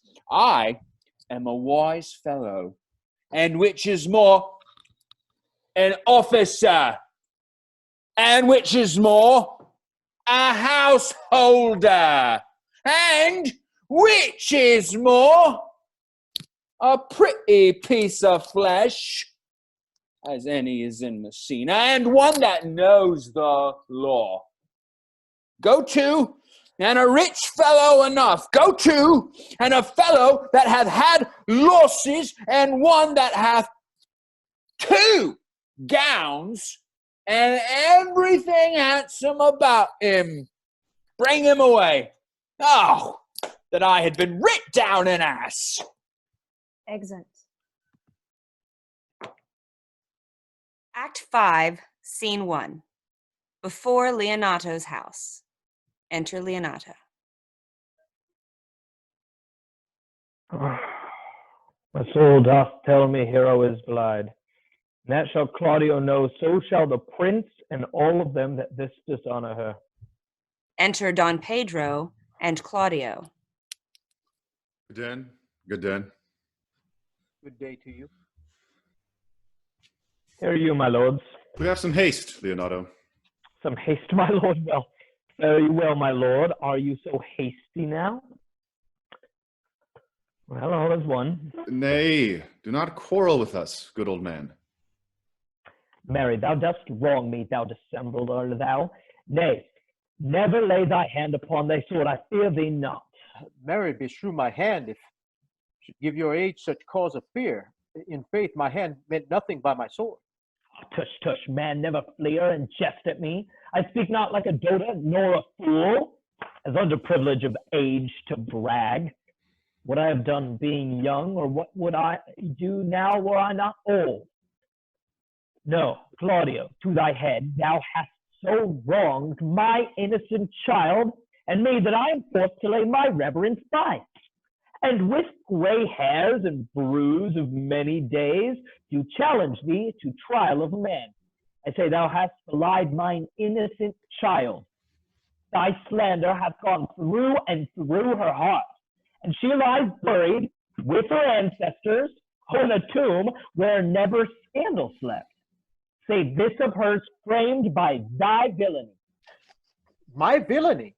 Thine, Claudio, thine, I say. You say not right, old man. My lord, I'll prove it on his body if he dare, despite his nice fence and his active practice. Away, I will not have to do with you. Canst thou so daff me? Thou hast killed my child. If thou kill'st me, boy, thou shalt kill a man. And she is dead, slandered to death by villains. My heart is sorry for your daughter's death. But on my honor, she was charged with nothing but what was true and very full of proof. Oh, my lord, my lord. I will not hear you. No, I will be heard. Exit Leonato. See, here comes the man we seek. Enter Benedict. Now, signor, what news? Good day, my lord. Welcome, signor. You almost come to part almost a fray. We'd like to have our 2 noses snapped off. Leonardo, what thinkest thou? Had we fought, I doubt we should have been too young for him. In a false quarrel, there is no true valor. I came to seek you both. We have been up and down to seek thee, for we are high proof, melancholy, and would fain have been beaten away. Wilt thou use thy wit? It is in my scabbard. Shall I draw it? Dost thou wear thy wit by thy side? Never any did so, though very many has been beside their wit. I will bid thee draw, as we did do the minstrels. Draw to pleasure us. As I'm an honest man. He looks pale. Art thou sick or angry? What courage, man? What, though care killed a cat, thou hast mettle enough in thee to kill care? Sir, I shall meet your wit in the career, and you charge it against me. I pray you choose another subject. Nay, then give him another staff. This last was broke cross. By this light he changes more and more. I think he be angry. Indeed. If he be, he knows how to turn his girdle. Shall I speak a word in your ear? God bless me from a challenge. You are a villain. I jest not. I will make it good how you dare, with what you dare and when you dare. Do me right, or I will protest your cowardice. You have killed a sweet lady, and her death shall fall heavy on you. Let me hear from you. Well, I will meet you, so I may have good cheer. But a feast, a feast. Sir, your wit ambles well. It goes easily. I'll tell thee how Beatrice praised thy wit the other day. I said, thou hadst a fine wit. True, said she, a fine little one. No, I said, a great wit. Right, says she, a great gross one. Nay, I said, a good wit. Just, said she, it hurts nobody. Thus she did. An hour together transshaped thy particular virtues. Yet at last she concluded with a sigh, thou wast the properest man in Italy. For the which she wept heartily and said she cared not. Yea, that she did. But yet for all that, and if she did not hate him deadly, she would love him dearly. The old man's daughter told us that. But when shall we set the savage bull's horns on sensible Benedict's heads? Huh? Yea, and text underneath, here dwells Benedict, the married man. Fare you well, boy. You know my mind. I will leave you now to your gossip-like humor. You break jests as braggarts do their blades, which, God be thanked, hurt not. My lord, for your many courtesies, I thank you. I must discontinue your company. Your brother the bastard is fled from Messina. You have among you killed a sweet and innocent lady. For my lord Lackbeard there, he and I shall meet. And till then, peace be with him. Exit. He is in earnest. In most profound earnest. And I'll warrant you for the love of Beatrice. And hath challenged thee. Most sincerely. What a pretty thing man is when he goes in his doublet and hose and leaves off his wit. He is then a giant to an ape, but then as an ape, a doctor to such a man. But soft you, let me be. Pluck up my heart and be sad. Did he not say my brother was fled? Enter Dogberry, Verges, with Conrad and Horatio. Come you, sir, if justice cannot tame you, she shall now weigh more reasons in her balance. Nay, and you be a cursing hypocrite once, you must be looked to. How now? Two of my brother's men bound, Horatio one? Hearken after their offense, my lord. Officers, what offense have these men done? Marry, sir, they have committed false report. Moreover, they have spoken untruths. And secondarily, they are slandered. Sixth, and lastly, they have belied a lady. And thirdly, they have verified unjust things. And to conclude, they are lying knaves. First, I ask thee what they have done. Thirdly, I ask thee what's their offense. Sixth, and lastly, why they are committed. And to conclude, why you lay to their charge. Rightly reasoned, and in his own division, and by my troth, there's one meaning well suited. What have you offended, masters, that you are thus bound to your answer? This learned constable is too cunning to understand. What's your office? Sweet prince, let me go no farther to mine answer. Do you hear me? And let this count kill me. I have deceived even your very eyes. What your wisdoms could not discover, these shallow fools have brought to light, who in the night overheard me confessing to this man how Don John, your brother, incensed me to slander the lady hero. how you were brought into the orchard and saw me count Margaret a hero's garments, how you disgraced her when you should marry her. My villainy they have upon record, which I had rather seal with my death than repeat over to my shame. The lady is dead upon mine and my master's false accusations, and briefly I desire nothing but the reward of a villain. Runs not this speech like iron through your blood? Have drunk poison while he uttered it. But did my brothers set thee to this? Yea, and paid me richly for the practice of it. He is composed and framed of treachery, and fled he is upon this villainy. Sweet hero, now thy image doth appear in the rare semblance that I loved at first. Come, bring away the plaintiffs. By this time our sexton hath reformed Signor Leonotto of the matter. And masters, do not forget to specify when time and place shall serve. I am an ass. Here comes Master Signor Leonato. Re-enter Leonato. Which is the villain? Let me see his eyes. That, when I know another man like him, I may avoid him. Which of these is he? You would know your wronger. Look on me. Art thou the slave that with thy breath hast killed mine innocent child? Yea, even I alone. No, not so, villain. Thou beliest thyself. Here stand a pair of honorable men. A third is fled that had a hand in it.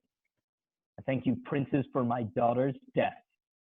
Record it with your high and worthy deeds. 'Twas bravely done, if you bethink you of it.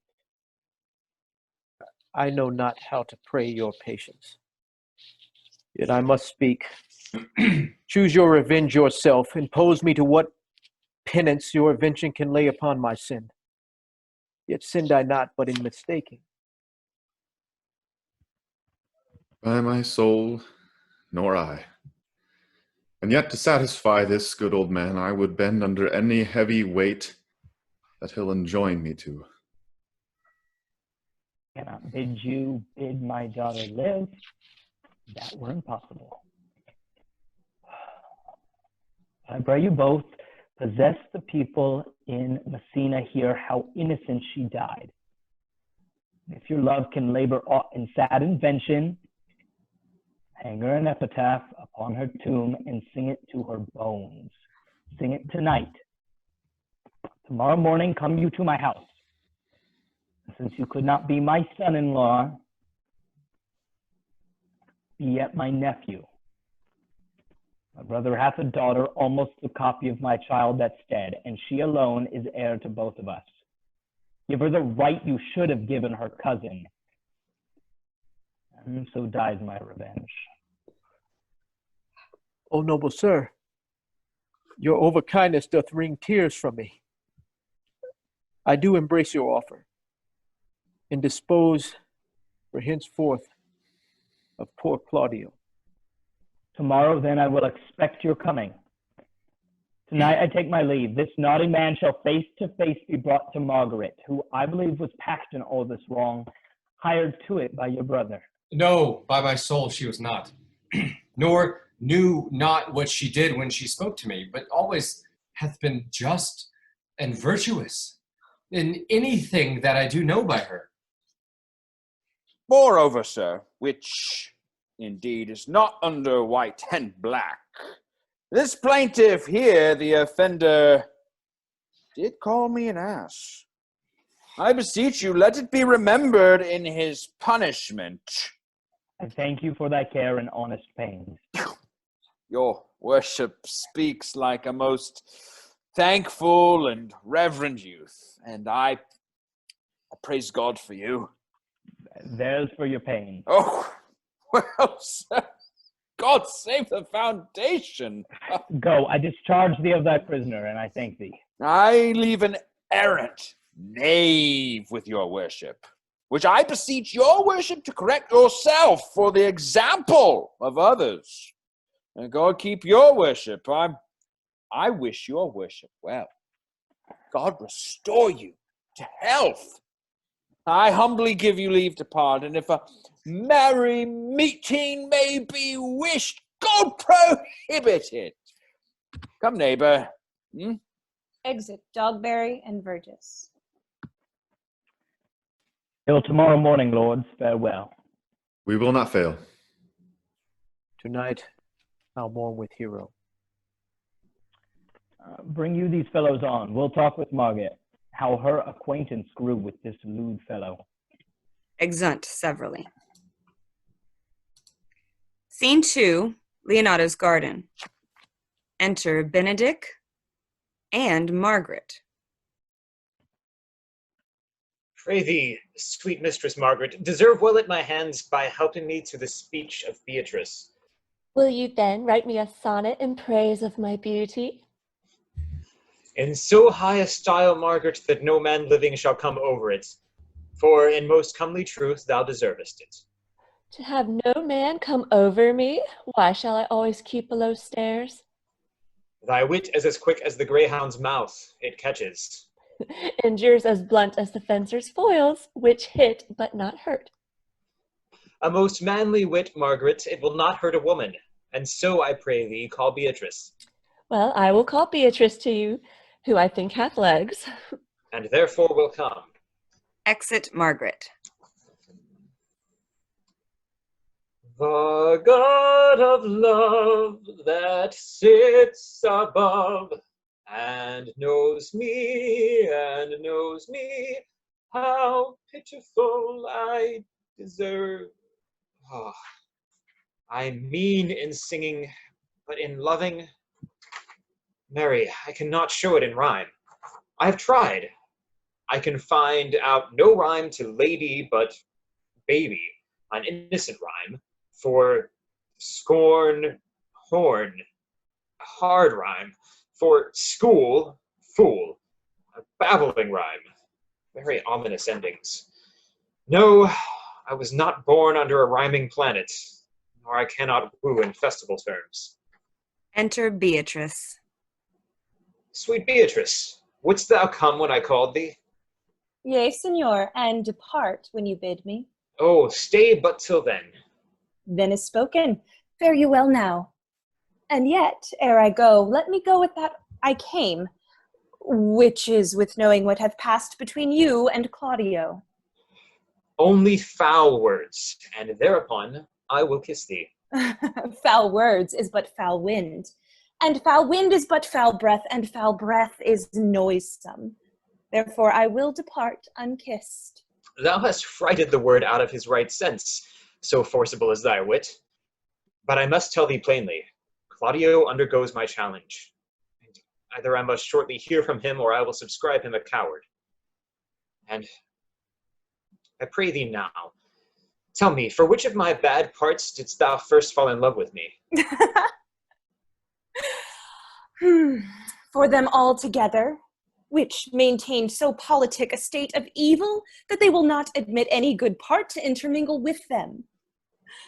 But for which of my good parts did you first suffer love for me? Suffer love, a good epithet. I do suffer love indeed, for I love thee against my will. In spite of your heart, I think. Alas, poor heart. If you spite it for my sake, I will spite it for yours, for I will never love that which my friend hates. Thou and I are too wise to woo peaceably. It appears not in this confession. There's not one wise man among 20 that will praise himself. So much for praising myself, who I myself will bear witness is praiseworthy. And now tell me, how doth your cousin? Very ill. And how do you? Very ill too. Serve God, love me, and mend. There will I leave you too, for here comes one in haste. Enter Margaret. Madam, you must come to your uncle. It is proved my lady Hero hath been falsely accused, the prince and Claudio mightily abused, and Don John, the author of it all, who is fled and gone. Will you come presently? Will you go hear this news, Signor? I will live in thy heart, die in thy lap, and be buried in thy eyes. And moreover, I will go with thee to thy uncle's. Exeunt. Scene 3, a church. Enter Don Pedro, Claudio, and 3 or 4 with tapers. Is this the monument of Leonardo? It is. Done to death by slanderous tongues was the hero that here lies. Death in guerdon of her wrongs gives her fame which she never dies. So the life that died with shame lives in death with glorious fame. Hang thou there upon the tomb, praising her when I am dumb. Now unto thy bones, good night. Yearly will I do this right. Good morrow, masters.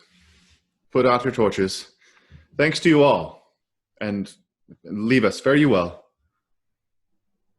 Come, let us hence and put on other weeds, and then to Leonardo's we will go.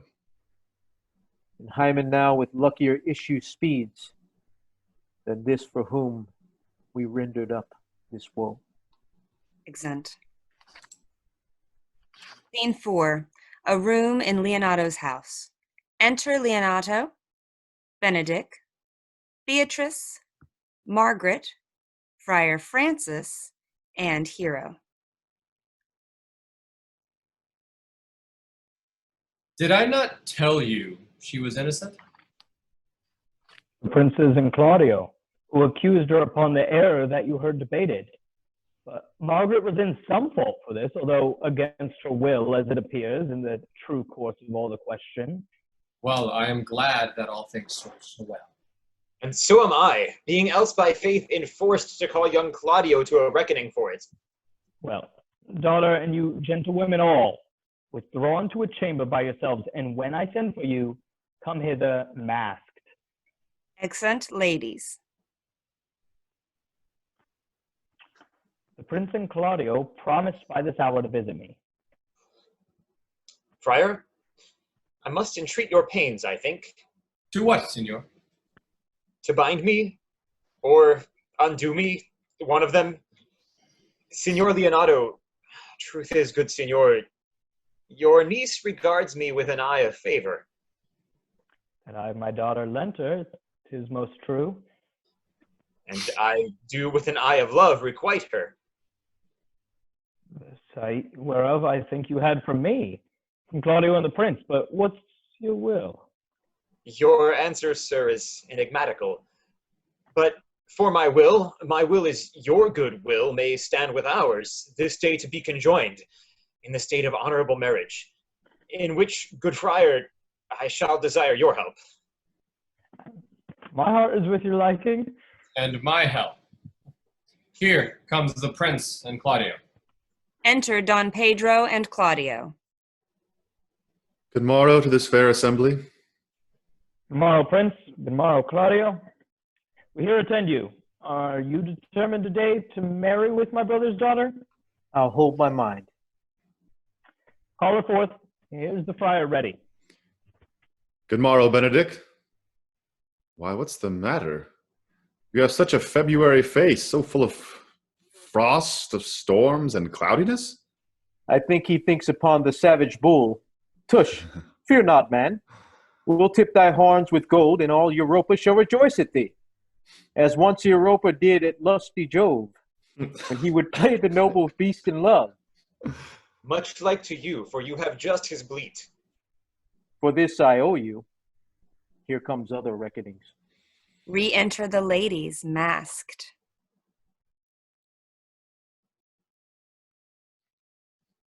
Which is the lady I must seize upon? The same as she, and I do give you her. Why then, she's mine. Sweet, let me see your face. No, that you shall not, till you take her hand before this friar and swear to marry her. Give me your hand. Before this holy friar, I am your husband, if you like of me. When I lived, I was your other wife. Unmasking. And when you loved, you were my other husband. Another hero. Nothing certainer. One hero died defiled, but I do live. And as surely as I live, I am a maid. The former hero? Hero that is dead? She died, my lord, but whiles her slander lived. All this amazement can I qualify. When after that the holy rites are ended, I'll tell you largely of fair hero's death. Meantime, let wonder seem familiar, and to the chapel let us presently. Soft and fair, friar. Which is Beatrice? I answer to that name. What is your will? Do not you love me? Why, no. No more than reason. Why, then your uncle and the prince and Claudio have been deceived. They swore you did. Do not you love me? Troth, no. No more than reason. Oh. Why, then my cousin and Margaret are much deceived, for they did swear that you did. They swore that you were almost sick for me. They swore that you were well nigh dead for me. 'Tis no such matter. Then you do not love me? No, truly, but in friendly recompense. Oh, come, cousin, I'm sure you love the gentleman. And I'll be sworn upon that he loves her. For here a paper written in his hand, a halting sonnet of his own pure brain, fashioned to Beatrice. And here's another, writ in my cousin's hand, stolen from her pocket, containing her affection unto Benedict.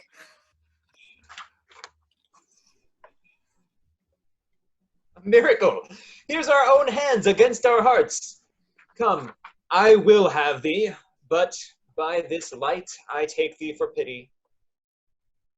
I would not deny you, but by this good day I yield upon great persuasion, and partly to save your life, for I was told you were in a consumption. Peace! I will stop your mouth. Kissing her. How dost thou, Benedict? The married man. I'll tell thee what, Prince. A college of wit crackers cannot flout me out of my humor. Dost thou think I care for a satire or an epigram? No. If a man will be beaten with brains, he shall wear nothing handsome about him.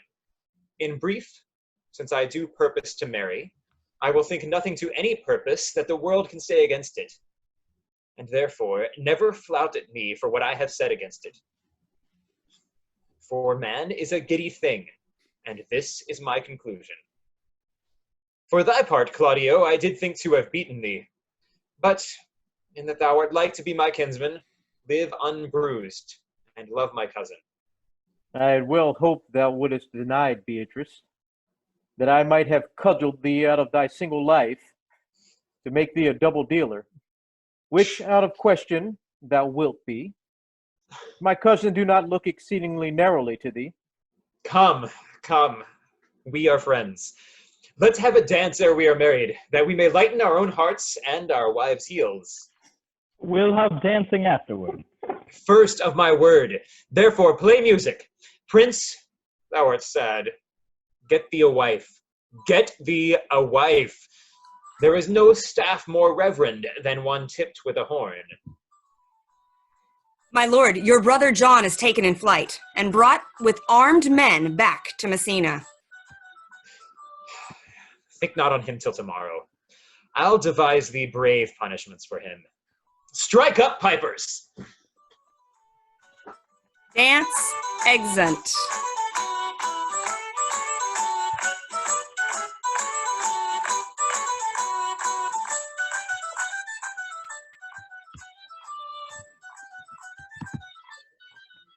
Thank you all for coming.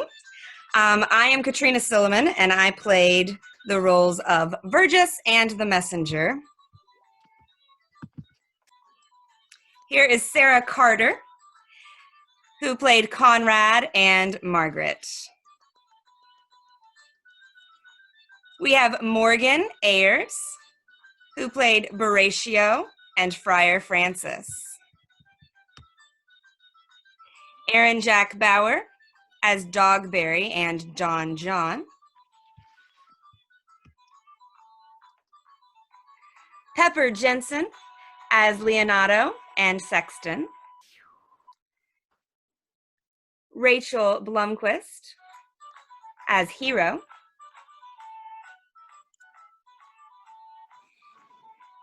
Alex Okagu as Claudio. Jonathan Kafore as Don Pedro. Allison Erskine as Beatrice. And Derek Sams as Benedict. We hope you all enjoyed this. We would love to do this for you again sometime. Let us know on the Facebook page what shows you would like to see us perform. Thank you and have a wonderful night.